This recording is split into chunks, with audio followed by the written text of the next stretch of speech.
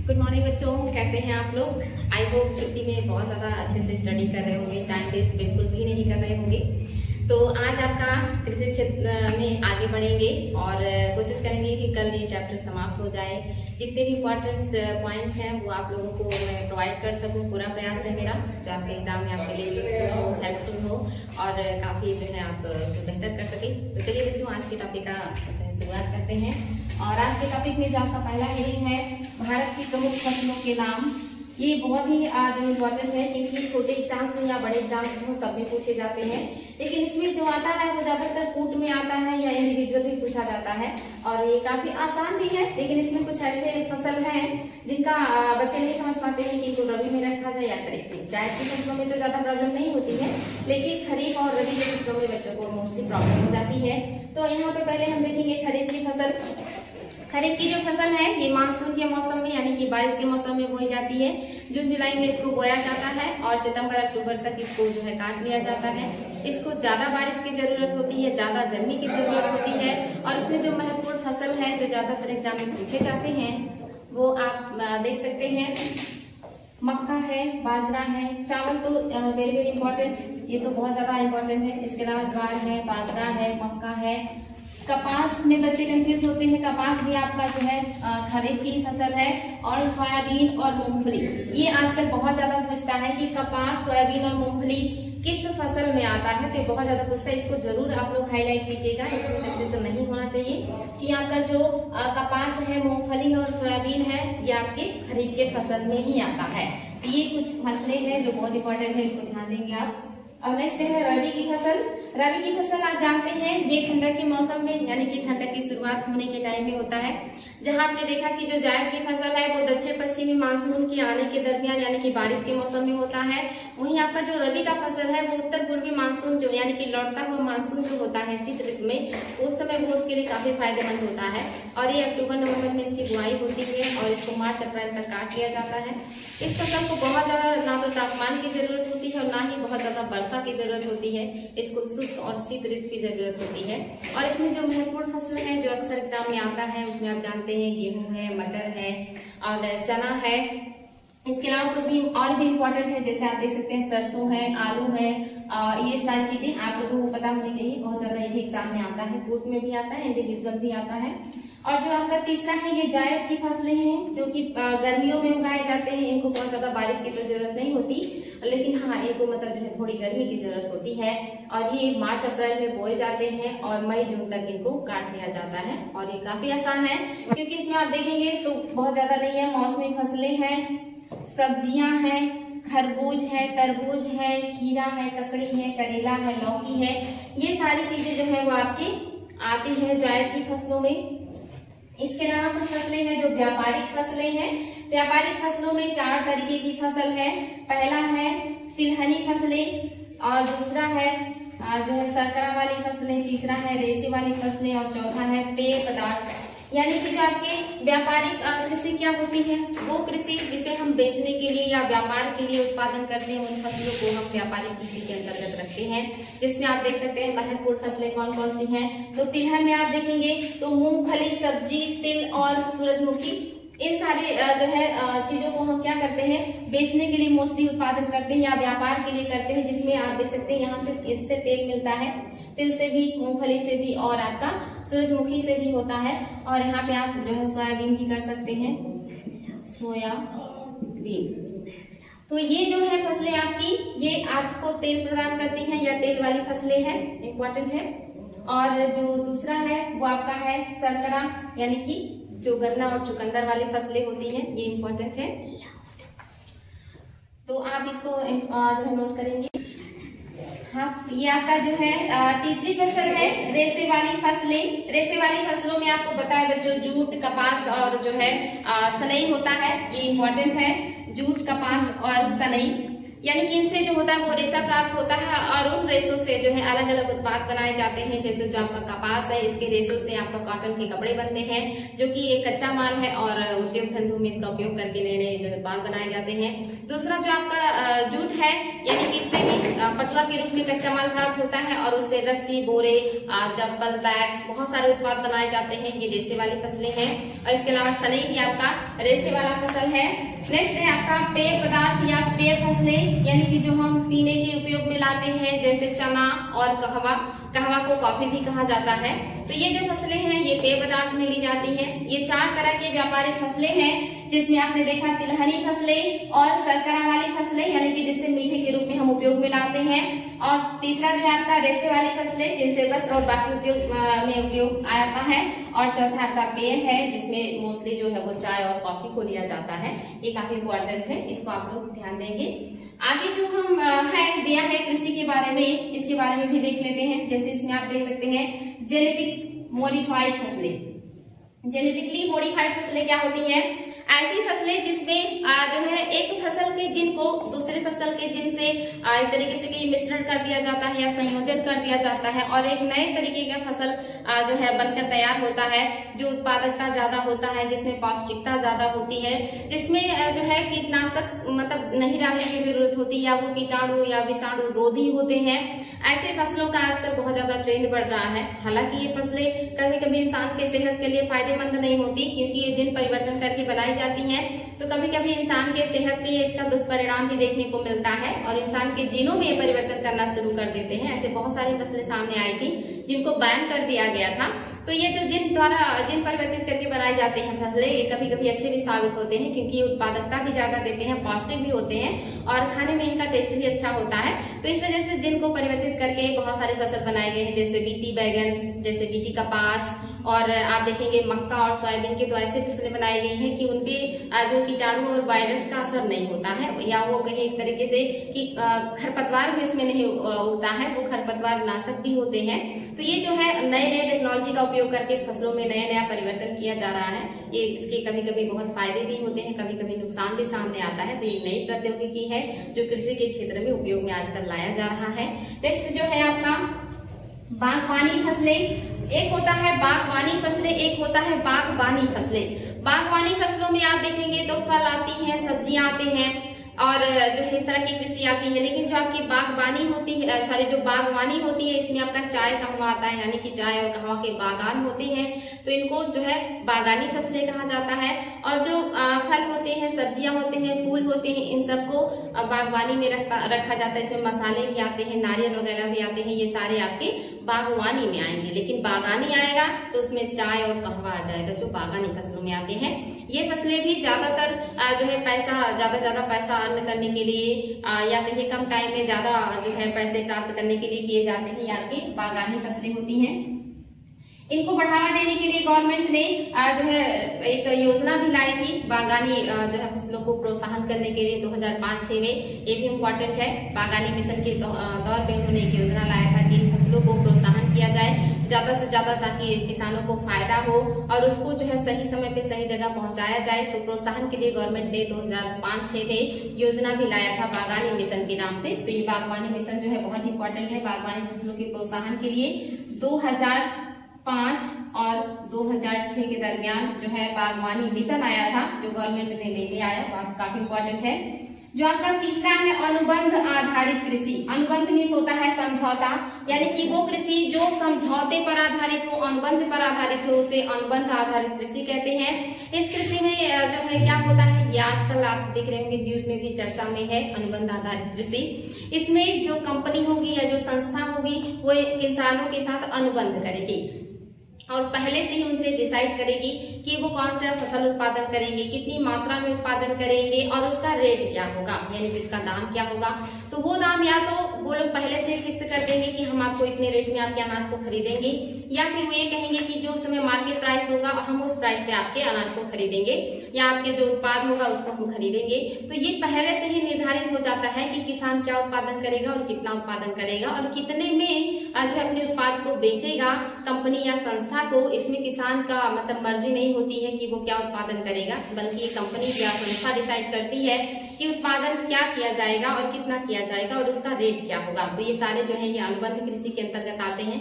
आजकल ये काफी जो है आप देखेंगे चर्चा में भी है। इसके फायदे भी और नुकसान भी है। फायदा क्या है कि जो किसान है वो सीमांत किसान है, गरीब किसान है, जिनके पास उन्नत किस्म के बीज, खाद और सिंचाई, कीटनाशकों की व्यवस्था नहीं हो पाती, तो अगर उनको पहले ही पैसा मिल जाता है या उनको सपोर्ट मिल जाता है तो उत्पादन अच्छा कर लेते हैं। लेकिन उत्पादन होने के बाद अगर वो जो संस्था है, कंपनी है, उत्पाद का बहुत कम मूल्य आंक करके या कम मूल्य पे ही अनुबंध कर लेती है, तो किसान को कम पैसे में बेचना पड़ता है, तो किसान को नुकसान हो जाता है। अगर यहाँ पे जो गवर्नमेंट है वो सख्ती से काम करे, यानी कि जो संस्था है वो किसानों का दाम जो है फसल का बहुत कम ना लगाए, तो ये दोनों के लिए फायदेमंद है। यानी कि कंपनी को निश्चित समय पे निश्चित फसल और निश्चित मूल्य पे मिल जाएगा, उसको भी फायदा होगा, उसे कहीं भटकना नहीं होगा। और जो किसान है उसको भी अपने फसल का अगर सही मूल्य मिल जाए और शुरुआत में ही उसको पैसे मिल जाए अपने कृषि को अच्छी तरीके से करने का, तो किसान को भी फायदा होगा। तो अगर इस नीति को, तरीके को जो है सही तरीके से गवर्नमेंट लागू करवाए तो ये बहुत बढ़िया है, गरीब किसानों को जो है प्रोत्साहन मिलेगा। लेकिन अगर इसमें जो है सरकार का हस्तक्षेप नहीं होता है और कंपनी जो है किसानों के हितों को ध्यान में नहीं रखती है, तो फिर यहाँ पे प्रॉब्लम हो जाता है। अनुबंध कृषि फिर जो है दिक्कत करेगी, क्योंकि आपने देखा था ब्रिटिश यानी कि जो अंग्रेज थे वो इस तरह की कृषि के तहत बहुत ज्यादा उत्पादन करवाते थे और जो काश्तकार होते थे, जो किसान होते थे, उनके फायदे को या उनके हितों को लोग ध्यान में नहीं रखते थे। तो इस तरह का अगर ना हो तो बहुत बढ़िया है ये तरीका। नेक्स्ट है आपका बच्चों जैविक कृषि। जैविक कृषि, ये कृषि आजकल बहुत ज्यादा जो है बढ़ रही है, इसका डिमांड बढ़ रहा है और ये कृषि बहुत ही बढ़िया है, बहुत अच्छा है, इसको बिल्कुल प्रोत्साहन देना चाहिए। ये जो कृषि है ये एनवायरमेंट के लिए अच्छा है, हमारे सेहत के लिए भी अच्छा है, जल, वायु, मिट्टी सबके लिए अच्छा है और ये जो है फसलों की गुणवत्ता को बढ़ाता है, मिट्टी की गुणवत्ता को बढ़ाता है, जो फसल होती है उसके टेस्ट को बढ़ाता है। जैसे अगर आलू है और मक्का है तो उसमें स्टार्च की मात्रा बढ़ा देता है, अगर गन्ना है, चुकंदर है तो उसमें शर्करा की मात्रा बढ़ा देता है। पर जो फसल होते हैं उनके अंकुरण की क्षमता बढ़ा देता है, उसमें रोग प्रतिरोधक क्षमता बढ़ा देता है और मिट्टी की क्वालिटी को हमेशा बनाए रखता है, उसमें जीवाश्म की मात्रा को बढ़ा देता है। ये ना तो एनवायरमेंट के लिए नुकसानदेह है और ना ही इंसान की सेहत के लिए। तो ये कृषि सबसे अच्छी है। अगर इसका उपयोग बड़े पैमाने पे किया जाए या गवर्नमेंट और जो है इसको बहुत ज्यादा प्रोत्साहन करें या जो लोग हैं वो जागरूक हों और इस तरह की कृषि करें तो ये बहुत ही बढ़िया है और ये बिल्कुल होना चाहिए। ये आपका जो कृषि है ये आपका बहुत बढ़िया है, जैविक कृषि। नेक्स्ट जो है आपका हरित क्रांति और क्रांति के घटक। ये दो पॉइंट हैं, हरित क्रांति और क्रांति के घटक। हरित क्रांति क्या है आपको पता है, ये जो क्रांति है इसका इतिहास बहुत पुराना है। आपको पता है द्वितीय विश्व युद्ध के बाद 1945-46 में जब अमेरिका ने जापान के ऊपर 2 परमाणु बम गिराए थे और जापान ने आत्मसमर्पण कर दिया था, उस समय जापान की हालत बहुत खराब थी। वहाँ की अर्थव्यवस्था, वहाँ की सारी चीजें जो है वो बर्बाद हो गई थी। ऐसे में अमेरिका के ऊपर नैतिक दबाव आता है कि उसे जापान के लिए कुछ करना चाहिए। वहाँ के लोग जो थे वो भूखे मरने लगे थे, उनके पास इलाज के लिए पैसे नहीं थे, बहुत खराब स्थिति हो गई थी जापान की। उस टाइम में अमेरिका ने अपने वैज्ञानिकों को ये काम दिया कि आप ऐसे जो है बीज का आविष्कार कीजिए जिससे कम टाइम में या कहीं की कम खेती में ही ज्यादा से ज्यादा उत्पादन हो सके। तो उस समय रिसर्च शुरू होता है और नॉर्मन बोरलॉग जो है वैज्ञानिक, कृषि वैज्ञानिक, इन्होंने एक ऐसे ही बीज का आविष्कार किया जिसको मैक्सिकन गेहूं कहा गया। इस गेहूं का उपयोग सबसे पहले जापान में करके वहां की जनता का पेट भरने के लिए कोशिश किया गया। यानी कि इसका जो आविष्कार है ये जापान में जो है कृषि को प्रोत्साहन देने के लिए या वहां के लोगों का पेट भरने के लिए अमेरिका के द्वारा करवाया गया था। लेकिन आगे चल के ये जो बीज है पूरे विश्व में वितरित हुआ और हमारे देश में भी आया और यहाँ पे आने के बाद आप जानते हैं 1967-68 में हमारे देश में हरित क्रांति शुरू हुआ। यानी कि उन्नत किस्म के बीज आए और उस बीजों को अच्छे से सिंचाई करके, कीटनाशकों को प्रोवाइड करके या उर्वरकों को मतलब इसमें डाल करके बहुत बढ़िया उत्पादन प्राप्त हुआ और धीरे धीरे हम कृषि के क्षेत्र में आत्मनिर्भर हो गए। लेकिन हरित क्रांति के पहले भारत में बहुत गरीबी थी, या कि खाद्यान्नों की बहुत कमी थी। हमें अमेरिका और दूसरे देशों से आयात करना पड़ता था, तभी जो अनाज है वो पर्याप्त नहीं होते थे कि सारे लोगों का पेट भरा जा सके। गवर्नमेंट के साथ बड़ी समस्या थी और लोग बड़ी परेशानियों से जूझ रहे थे। लेकिन हरित क्रांति आने के बाद पहले पंजाब, हरियाणा, उत्तर पश्चिम जो प्रदेश है यूपी का, यहाँ पे इसको पहले जो है शुरू किया गया। धीरे धीरे करके ये देश के बाकी हिस्सों में गया और हम जो है आत्मनिर्भर हुए अनाज के क्षेत्र में। और आज हम आत्मनिर्भर ही नहीं बल्कि अपने अनाज का कुछ हिस्सा विदेशों में निर्यात भी करते हैं। तो ये जो आपकी हरित क्रांति है ये हमारे लिए काफी लाभदायक सिद्ध हुई। लेकिन अब धीरे धीरे इसका दुष्परिणाम भी सामने आ रहा है, क्योंकि जहां पे भी इस तरह के जो है बीजों का उपयोग किया गया, उसमें ज्यादा सिंचाई की जरूरत पड़ी, उसमें ज्यादा जो है खाद की जरूरत पड़ी, कीटनाशकों की जरूरत पड़ी, जिससे वहां की मृदा, वहां का जल, वहां का वायु प्रदूषित होने लगा है। आजकल हरियाणा और जो आप देखते हैं पंजाब की जो मिट्टी है उसकी उर्वरक क्षमता काफी घट गई है। अब उन्हें ज्यादा से ज्यादा ऐसे चीजों का उपयोग करना पड़ रहा है, जिससे जो उत्पादन है वो महंगा पड़ रहा है। हालांकि आज भी वो उत्पादकता के क्षेत्र में आगे बने हुए हैं, लेकिन मिट्टी की गुणवत्ता वहां की घटती जा रही है, क्योंकि बहुत ज्यादा वहां पे इन सारे चीजों का उपयोग किया जाता है। और हरित क्रांति की घटक क्या होते हैं, यानी कि जो हरित क्रांति है उसकी कौन कौन से एलिमेंट हैं, तो आप जानते हैं इसके लिए उन्नत किस्म का बीज चाहिए, उस बीज को उन्नत किस्म के खाद यानी कि रासायनिक खाद की जरूरत पड़ती है, टाइम टाइम से सिंचाई की जरूरत पड़ती है, कीटनाशकों की जरूरत पड़ती है, उत्पादन के बाद उस अनाज को भंडारण की जरूरत पड़ती है, परिवहन की जरूरत पड़ती है, और इसके अलावा आप देखते हैं उसको प्रशीतक यानी कि शीत गृहों की मतलब जो है गृहों की जरूरत पड़ती है। तो ये सारी चीजें जो है वो आपके हरित क्रांति के घटक हैं। कभी एग्जाम में आए कि हरित क्रांति के क्या घटक है, इनमें से कौन कौन से हैं, तो आपको वो कोट में सेलेक्ट करना होगा कि कौन सी चीजें हैं जो हरित क्रांति के घटक के रूप में जानी जाती हैं। विश्व स्तर पे आप जानते हैं हरित क्रांति के जो प्रेरणा है वो नॉर्मन बोरलॉग है, लेकिन भारत में हमारे जो है वो स्वामीनाथन है। MS स्वामीनाथन जो है वो भारत में हरित क्रांति के जनक माने जाते हैं। तो अगर भारत में पूछता है तो MS स्वामीनाथन हो जाएंगे, और विश्व स्तर पे कभी पूछता है तो नॉर्मन बोरलॉग हो जाएंगे। ये इंपॉर्टेंट तथ्य है। तो आगे बढ़ेंगे बच्चों, यहाँ तक हो गया, ये काफी इंपॉर्टेंट है। ये जो भी मैंने बताया है इसको आप लोग ध्यान से सुनेंगे, ध्यान से इसको नोट करेंगे। आगे देखेंगे हम लोग विभिन्न प्रकार के खेतियों के नाम। आज ये सारे जो है एग्जाम में बहुत ज्यादा क्वेश्चन बनते हैं, ये कूट में ज्यादातर आते हैं कि कौन सा कूट मैच है या फिर इसको आप मैच कीजिए। तो आपको ये सारी चीजें पता होनी चाहिए। हालांकि ये चीजें आपकी नजरों से बार बार गुजरती हैं, लेकिन इनको रिवीजन करना पड़ता है बार बार। तो यहाँ पे बहुत सारे तथ्य हैं जो मैंने आप लोगों के लिए यहाँ पे जो है रखा है, इसको जरूर आप लोग ध्यान देंगे। पहला है हाइड्रोपोनिक्स, ऐसे फसल जो जल में उगाए जाते हैं, यानी कि हाइड्रोपोनिक्स मीन्स होता है कि यहाँ पे जो फसल है या पौधे हैं वो जल में उगाए जाते हैं, इनको पानी में ही उत्पादन किया जाता है। और जो दूसरा है वो एरोपोनिक्स, यानी कि एरो मीन्स होता है हवा, यानी कि वो पौधे जो हवा में उगाए जाते हैं उन्हें एरोपोनिक्स कहा जाता है। आजकल इस तरह की कृषि का भी बड़े पैमाने पे प्रचलन हो रहा है कि जो हवा में ही पौधों को लटका करके उगाया जाता है। तीसरा है आपका एपीकल्चर। एपीकल्चर जो है वो आपका मधुमक्खी पालन से संबंधित है, मधुमक्खी पालन आपके एपीकल्चर में आता है। चौथा है आपका हर्टिकल्चर या हार्टिकल्चर, ये आपका बागवानी। बागवानी में मैंने बताया फसल, फूल, सब्जियां, मसाले, रबर, ये सारे बागवानी में आते हैं, ये हार्टिकल्चर से संबंधित है। फ्लोरिकल्चर, ये आपके फूलों से संबंधित है, फ्लावर्स के उत्पादन से संबंधित है। पीसीकल्चर, ये आपका फिश यानी कि मत्स्य उत्पादन से संबंधित है, मछलियों के उत्पादन से संबंधित है। नेक्स्ट है आपका सेरिकल्चर, ये आपके रेशम से संबंधित है। ये सारी चीजें बच्चों तथ्य बहुत इंपॉर्टेंट है, इसको कूट में मिलाने के लिए ज्यादा आता है, इसलिए इसको ध्यान देंगे। नेक्स्ट है मेरीकल्चर, ये आपका जो है कीट हेतु शहतूत उगाना, इसमें दिया है मेरीकल्चर में, या कहीं कहीं ये दिया रहता है समुद्री उत्पाद के लिए। ये जो आपका मेरीकल्चर है ये समुद्री उत्पाद के लिए भी दिया रहता है, तो इसके लिए कंफ्यूजन नहीं होना है। अगर ये समुद्री उत्पाद देता है मेरीकल्चर के सामने तो आपका वो भी सही हो जाएगा, समुद्री उत्पाद मेरीकल्चर। नेक्स्ट है आपका ओरिकल्चर, यानी कि सब्जियों का उत्पादन जो है वो ओरिकल्चर में किया जाता है।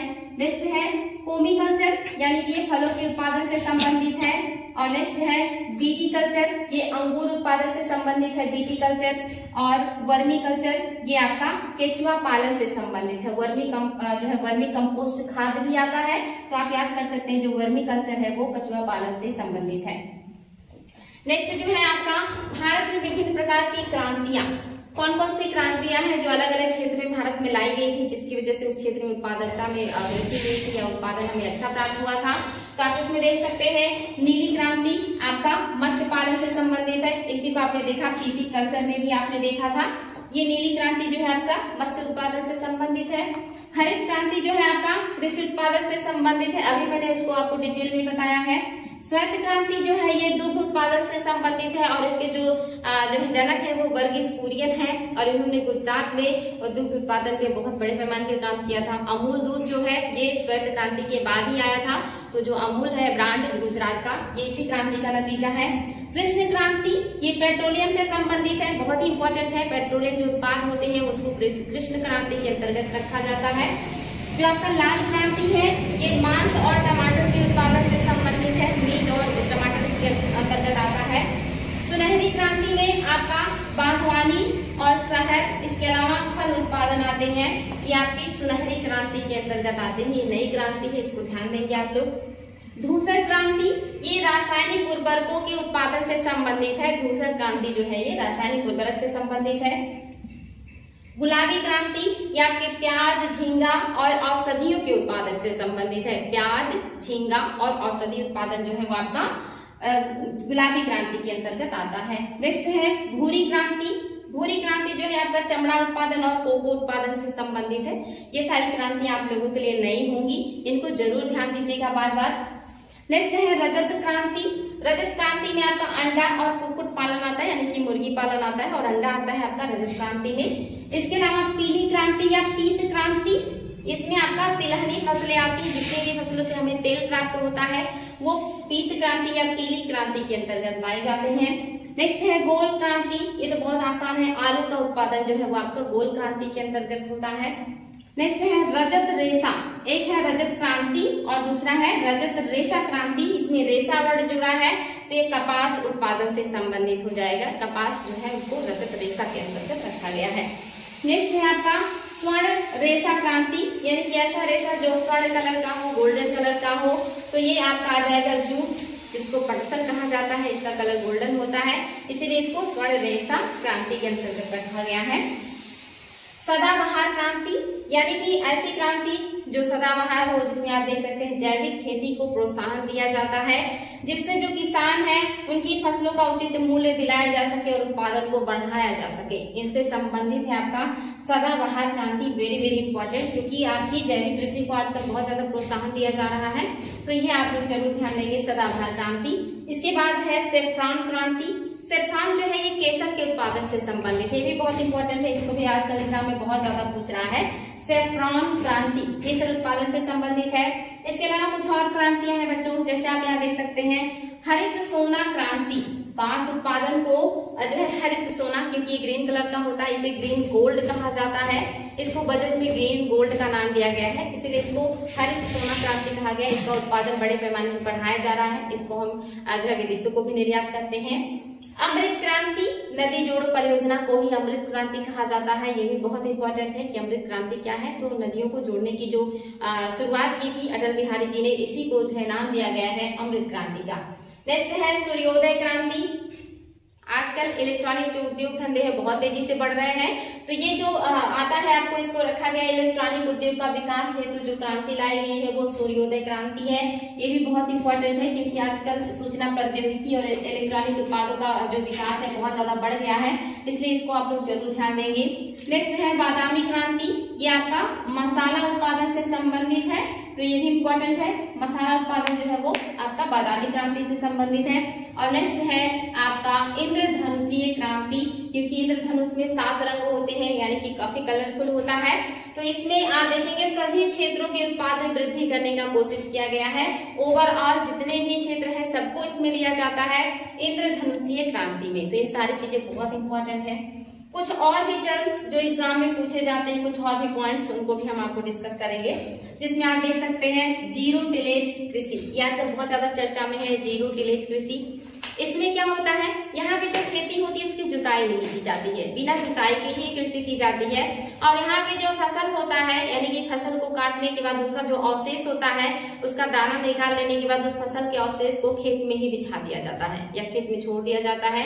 वो अवशेष जो होता है वो खेत में सड़ता है और उसमें जीवाश्म की मात्रा को बढ़ाता है और उस फसल की एक लेयर से जमीन के ऊपर बन जाती है और उसी लेयर के नीचे ही बीज को जो है होता है जीरो टिलेज यंत्र, उसके द्वारा बीजों को उसमें लगा दिया जाता है। तो जो अवशेष होते हैं वो उसमें जो है नमी बनाए रखते हैं, यानी कि इसमें पानी की मात्रा भी कम लगती है। इसमें जो है एक तरीके से कहेंगे कि जो खाद होता है उसकी भी ज्यादा जरूरत नहीं पड़ती। इसमें मेहनत भी कम लगता है, इसमें खर्चा भी कम आता है और ये पर्यावरण के लिए काफी अनुकूल है, क्योंकि इसमें ना तो जुताई करनी होती है, ना तो सिंचाई बहुत ज्यादा करनी होती, ना तो इसमें उर्वरकों की जरूरत होती है, ना कीटनाशकों की ज्यादा जरूरत पड़ती है। तो ये कृषि आजकल बहुत ज्यादा चर्चा में है, जीरो टिलेज कृषि, बिना जुताई की खेती जिसमें जीवाश्म की मात्रा बढ़ जाती है और ये अवशेषों को हमेशा फसलों को खेत में छोड़ दिया जाता है, यानी कि एक फसल काटने के बाद उसके अवशेष खेत में पड़े रहेंगे। जब वो सड़ जाएंगे तो नेक्स्ट जब फसल उगाया जाएगा तो उन्हीं अवशेषों के अंदर ही बीजों को लगा दिया जाता है। ये आपका जीरो टिलेज कृषि है। नेक्स्ट जो है आपका फॉरवर्ड कॉन्ट्रैक्ट। आपने अभी देखा यहाँ पे कॉन्ट्रैक्ट फार्मिंग में, जहाँ पे पहले ही जो संस्थान होती, कंपनी होती, किसानों से वो कॉन्ट्रैक्ट या अनुबंध कर लेती है। ये जो फॉरवर्ड कॉन्ट्रैक्ट है ये भी वैसे ही है, यहाँ पे भी यानी कि उत्पादन भविष्य में करना है और भविष्य में जो उत्पादन करना है उसका आज ही अनुबंध कर लिया जाता है। आज ही जो है क्या फसल उगाना है और उसका हम आपको क्या मूल्य देंगे, वो सारी चीजें आज ही निर्धारित हो जाती है और जो फसल होता है वो भविष्य में प्राप्त होता है, उत्पाद भविष्य में प्राप्त होता है और अनुबंध आज ही हो जाता है। इसी को कहते हैं फॉरवर्ड जो है कॉन्ट्रैक्ट। इसको आप देखते हैं अंग्रेज दादनी प्रथा कहते थे। दादनी प्रथा में भी यही होता था, काश्तकारों से पहले ही अनुबंध कर लिया जाता था कि वो कितनी मात्रा में जो है उत्पादन करेंगे वस्तुओं का, किस रेट में वो अंग्रेजों को बेचेंगे। तो रेट और उसका मात्रा और टाइम, ये तीनों चीजें अंग्रेज जो है निर्धारित करते थे कि कितने समय में वो कितना उत्पाद बना के देंगे और कौन सा उत्पाद बनाएंगे और उत्पाद का क्या रेट होगा। ये तीनों चीजें वो पहले से फिक्स करवा लेते थे। उस पे एक पेपर पे लिखवा करके उससे अंगूठे का निशान ले लेते थे और जो होते थे बेचारे हमारे यहाँ के गरीब काश्तकार वो ऐसा करने को मजबूर होते थे। बाद में चल करके उन्हें इतना ज्यादा नुकसान होने लगा कि वो मतलब मजबूर हो गए इसको छोड़ने के लिए। लेकिन अंग्रेज जो है अगर वो इनमें से कोई भी काम कंप्लीट नहीं कर पाते थे, यानी कि अगर वो जो फसल अनुबंध में लिखवाते थे वो अगर टाइम से या उचित मात्रा में या उसी मूल्य में नहीं देते थे तो उनको बहुत मारा पीटा जाता था, उनके साथ बहुत दुर्व्यवहार किया जाता था। इन सारी चीजों से बचने के लिए बहुत सारे काश्तकार जो बुनकर थे उन लोगों ने अपने अंगूठे तक काट दिए थे कि मतलब अंगूठा नहीं रहेगा तो ये अनुबंध अंग्रेज हमसे नहीं करवा पाएंगे। तो इस तरह की जो परेशानियां हुई थी ये दादनी प्रथा के नाम से जानी जाती है। एग्जाम में बहुत ज्यादा आता है कि दादनी प्रथा क्या है। तो ये भी एग्रीमेंट होता था, पहले ही एग्रीमेंट करवा लिया जाता था वस्तु की मात्रा का भी, वस्तु का भी और समय का भी, जिसमें हमारे यहाँ के काश्तकारों की बड़ी हालत खराब हो गई थी। वैसे ही है ये आपकी फॉरवर्ड जो है कॉन्ट्रैक्ट। नेक्स्ट है आपका गोल्डन राइस। ये बहुत ज्यादा चर्चा में है और बहुत ज्यादा एग्जाम में आता भी कि गोल्डन राइस में कौन सा विटामिन पाया जाता है। तो ये गोल्डन जो राइस है ये गोल्डन कलर का होता है। इसमें बीटा कैरोटीन की मात्रा बहुत ज्यादा होती है।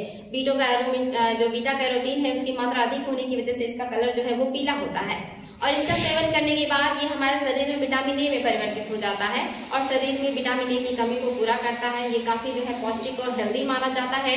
इसीलिए आजकल एग्जाम में बहुत ज्यादा आ रहा है गोल्डन राइस। इसमें विटामिन ए की मात्रा बहुत ज्यादा होती है, प्रचुर मात्रा होती है, इसलिए एग्जाम में बहुत ज्यादा क्वेश्चन बन रहा है बच्चों, इसको जरूर ध्यान दीजिएगा। नेक्स्ट है ट्रंक फार्मिंग। ये भी आजकल चर्चा में है। ट्रंक फार्मिंग क्या है? ये जो फार्मिंग होता है ये मोस्टली शहरों के पास या बाजारों के नजदीक किया जाता है, जहाँ पे उन्हें आसानी से या बहुत पास में बाजार मिल जाए, बहुत आसानी से वो परिवहन की जो है सुविधा लेकर के चीजों को वहां पे पहुंचा पाए। यानी कि बाजारों के नजदीक जहाँ पे उत्पाद का डिमांड हो, जहाँ पे परिवहन की सुविधा हो, जहाँ पे उन्हें अपना उत्पाद जो है आसानी से बेचने में उचित मूल्य प्राप्त हो जाए, वो उसको कहते हैं ट्रंक फार्मिंग। यानी कि जरूरत के अकॉर्डिंग बाजार के पास ही उत्पादन करना, जहाँ परिवहन की डिमांड हो, यानी कि परिवहन हो, डिमांड हो और उनका उत्पाद अच्छे से अच्छे मूल्य पे बिक जाए, उसको कहते हैं ट्रंक फार्मिंग।